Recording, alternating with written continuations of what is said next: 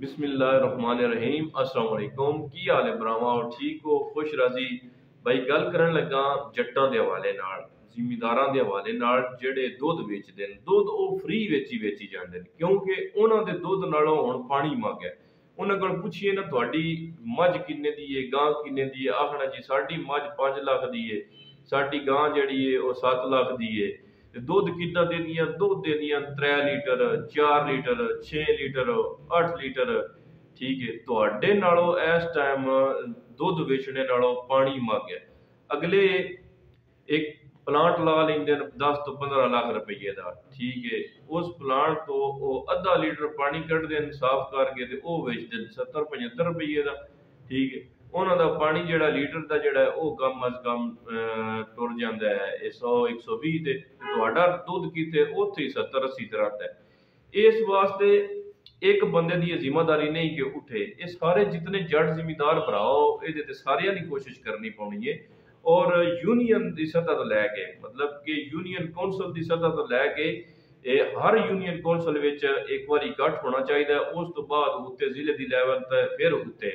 लेकिन ये नहीं कि एक बंदा उठे दूजे सुते रहन। कहावत है ना कि सुते यानी आगे कट्टे ही जमदी हैं। जे सुत्या रहना नहीं अपने हक वास्ते उठना तो फिर लोड़ ही को नहीं। फिर जिवें 70-80 का है भाई वेची जाओ ਤੇ ਉਹਦੇ ਤੇ ਆਪਣਾ ਨਿਜ਼ਾਮ ਚਲਾਈ ਜਾਓ। ਉਹਦੇ ਚ ਕੀ ਹੈ, ਤੁਸੀਂ 70 ਦਾ ਵੇਚਦੇ ਹੋ 150 ਰੁਪਈਆ ਉਹਦੇ ਤੇ ਖਰਚਾ ਕਰਦੇ ਹੋ, ਉਹ ਕੋਈ ਫਾਇਦਾ ਨਹੀਂ। ਇੱਥੇ ਗੱਲ ਆ ਗਈ ਹੁਣ ਜੀ ਥੱਲੇ ਵਾਲੇ ਤਬਕੇ ਦੀ। ਜੀ ਥੱਲੇ ਵਾਲੇ ਤਬਕੇ ਵੀ ਦੁੱਧ ਲੈਣਾ ਹੈ ਤੇ ਉਹ ਜ਼ਿਆਦਤੀ ਨਾ ਉਹਨਾਂ ਨਾਲ ਹੋਵੇ। ਭਾਈ ਕਮ ਅਜ਼ ਕਮ ਇੱਕ ਜ਼ਿਮੀਦਾਰ ਦਾ 200 ਰੁਪਈਏ ਅਗਰ ਨਹੀਂ ਵਿਕਦਾ ਤੇ ਉਹਨੂੰ ਕੋਈ ਫਾਇਦਾ ਨਹੀਂ। ਔਰ ਥੱਲੇ ਵਾਲਾ ਤਬਕਾ ਫਿਰ ਜ਼ਿਆਦਾ ਮਜ਼ਦੂਰ ਤਬਕਾ ਹੀ ਹੈ ਨਾ ਭਾਈ। ਜਿਸ ਵੇਲੇ ਮਜ਼ਦੂਰ ਥੱਲੇ अपना 300 रुपये लीटर पेट्रोल खरीद सकता है। ठीक है, और घ्यो जड़ा 700 रुपये किलो लै सकता है, और चीनी जी है 150 रुपये, चौल 350 रुपये ठीक है किलो खरीद सकता है। तो पत्ती जी उस चाह च पानी होंगी है वो 400 रुपये पा लै सकता है। तो भाई तुहाडा दुध भी तो 50 रुपये पा लै ही सकता है ना। ਤੇ ਇਸ ਵਾਸਤੇ ਮੇਰੇ ਭਰਾ ਸਾਰੇ ਉਠੋ, ਇੱਕ ਅੱਧੇ ਬੰਦੇ ਨਾਲ ਕੰਮ ਨਹੀਂ ਚੱਲਣਾ। ਜਿਤਨੇ ਜੱਟ ਜ਼ਿਮੀਦਾਰ ਭਰਾ ਹੋ ਸਾਰੇ ਭਾਈ ਆਪਣਾ ਇੱਕ ਏਕਾ ਕਰੋ ਪਹਿਲੇ ਥੱਲੇ यूनियन कौंसल ਤੇ ਚਾਹੇ ਨਿੱਕਾ ਚਾਹੇ ਵੱਡਾ ਜ਼ਿਮੀਦਾਰ ਇੱਕ ਆਪਣੀ यूनियन ਬਣਾਓ। ਉਸ यूनियन ਨੂੰ ਫਿਰ ਉੱਤੇ ਲੈ ਕੇ ਚੱਲੋ ਤਾਂ ਇਹ ਕੁਝ ਹੱਲ होना है।